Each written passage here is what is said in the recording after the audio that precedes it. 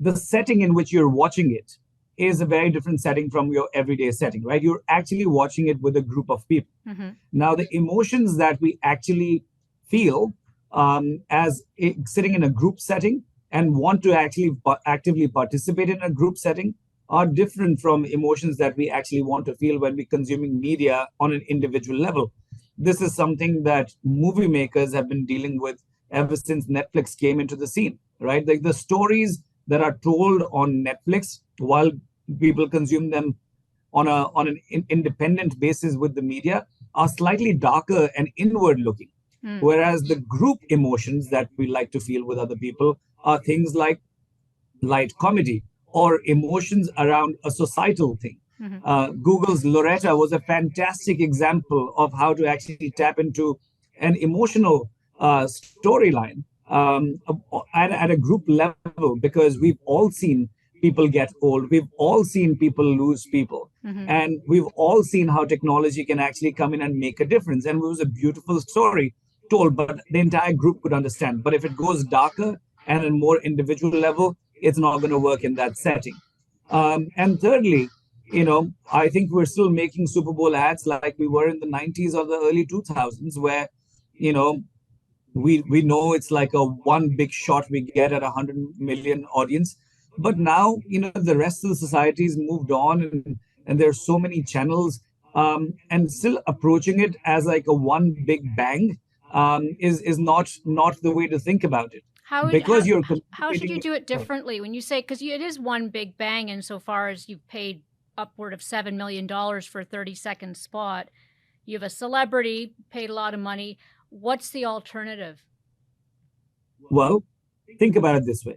Back in the day, brands were talking to people on or in a discrete, siloed fashion. It was event based, big bang spends on, like, all right, I will sponsor the Oscars. All right, I'll Mm-hmm. be present at the Grammys.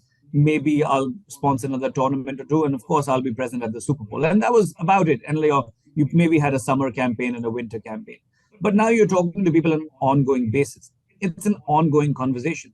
What if you started a story in the middle of the year, and people follow that narrative with the characters that you have, and you use the Super Bowl to conclude that, or you use the Super Bowl to start a story for Mm. next year?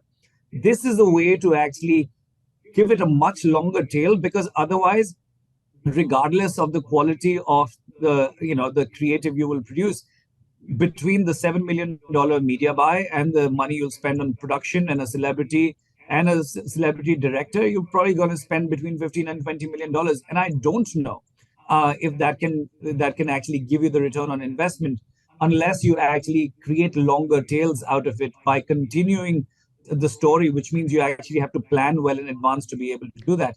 And I feel like we as an industry haven't done that very well. It's interesting. So I think the start of a relationship is actually a very good point. One thing I do want to ask you is, I know there's not a lot this year with Chat GPT, generative AI. Now Google has Bard, of course, but given the ability of these chat bots to do creative in a very individualized level, do you think that changes the opportunity going forward potentially?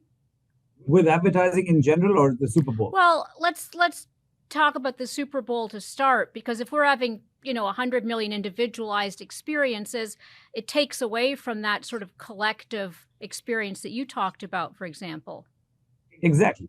So chat. I mean, you could use Chat GPT to create a creative for the Super Bowl, and on most occasions, I'd be arguing on the other side of it, because I don't think the technology is there yet to outwit the level of creativity that we can come up with. Mm-hmm. I've seen the work; it's interesting, but nothing groundbreaking. Yet at the same time, what is disappointing is the level of creativity that we're seeing right now is not actually creative at all. It is formulaic, which means they have a formula that I have to rely on a celebrity. So no one's going out in the market without a celebrity, which, by the way, oftentimes doesn't matter at all. Unless it's Because, Betty White. sorry, what? Unless it's Betty White for that Snickers commercial. That's my personal Yes, favorite.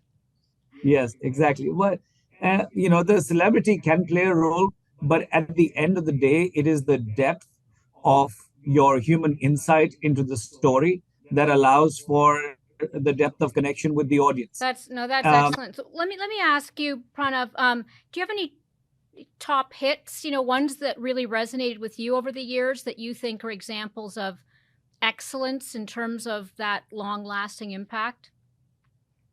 There's one that I think I've watched it over 100 times, and I still cry every time I watch it, purely in terms of the creativity involved in it.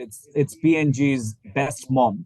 And it's maybe because I love my mom a little too much, but I feel like everybody loves their mothers, and which is why it's such a remarkable creative. Have you seen it? I mean, when I feel like I've seen so many mom ads, I'm now trying to think of that one. So no, I'm going to go back and see it. What is it that makes it so different? Obviously, there's no celebrity mom there, perhaps.